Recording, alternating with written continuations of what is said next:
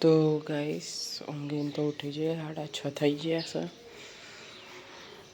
બાર મસ્ત વાતાવરણ થઈ ગયું. હવે આપણો કોમ કરી દઈએ. તો ગાઈસ 7 વાગી જશે અને બધા કચરા તો વાળી દીધા બહાર અને અંદર બે.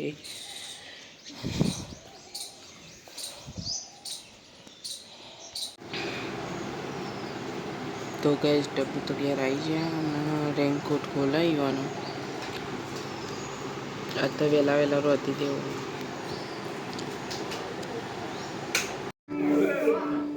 તો ગાઈસ વટાણા ફોલ દીધા, થોડા ઘણા ફોલવાના બાકી છે. કોફી બનાવવા ડબ્બુ.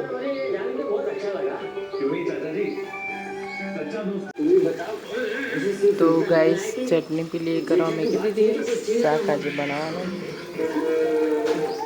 મિક્સ શાક બનાવવાનું.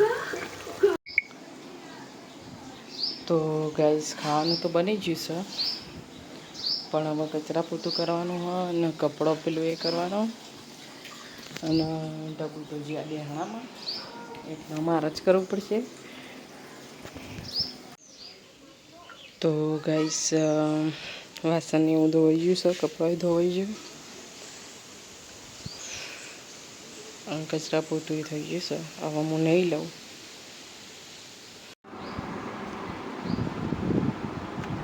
તો ગાઈસ 12 વાગી જશે, થઈ જશે. હવે ભૂખ લાગી છે તે ખાઈ લઈએ. બહાર તો વરસાદ આવે એવું વાતાવરણ થઈ ગયું છે. હું કહે છે કે મારો ગોત્રી તો હરાઈ ભરા મારા વિવાહ હરાઈ તો તારા મોડે તો ના બાજુ ના તારા હરાઈ મોડે તો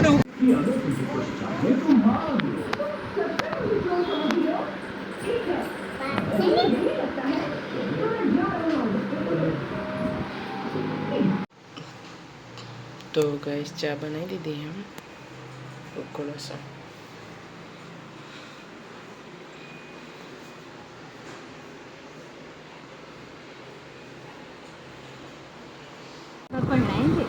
એવું પરણાઈ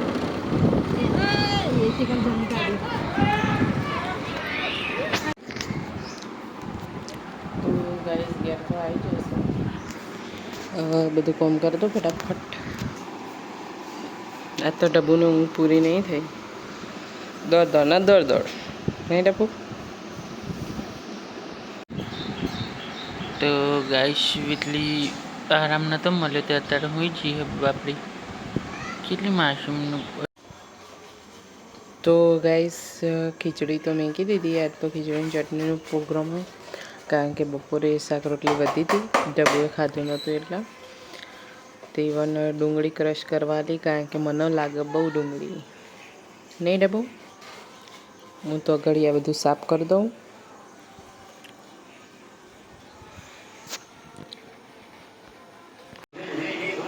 તો ગાઈસ ખીચડી ને એવું તો બની જ ગયું, પણ વીજળી ખાટલાને કવર ચડાવવા ખાટલો લઈને બેસી જઈએ. કવરને બે કેટલી વાર લાગશે તારો? તો ગાઈસ આજ તો ખીચડી અને ચટણી બનાવી, કારણ કે બપોરે શાક વધ્યું હતું. શાક અને રોટલી અને સૂર્યવંશમ પિક્ચર જોઉં છું. અને ડબ્બુને તો ઊંઘ જ નહીં પૂરી થતી હોય.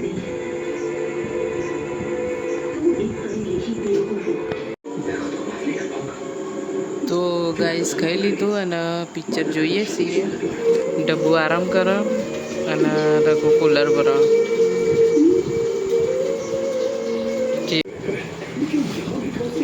તો ગાઈસ ડબ્બુ હેડે નોકરી. આજ તો ઈવાની ઊંઘ પૂરી થઈ જ નહીં ડબ્બુ. ઊંઘ પૂરી નહીં થઈ નહીં.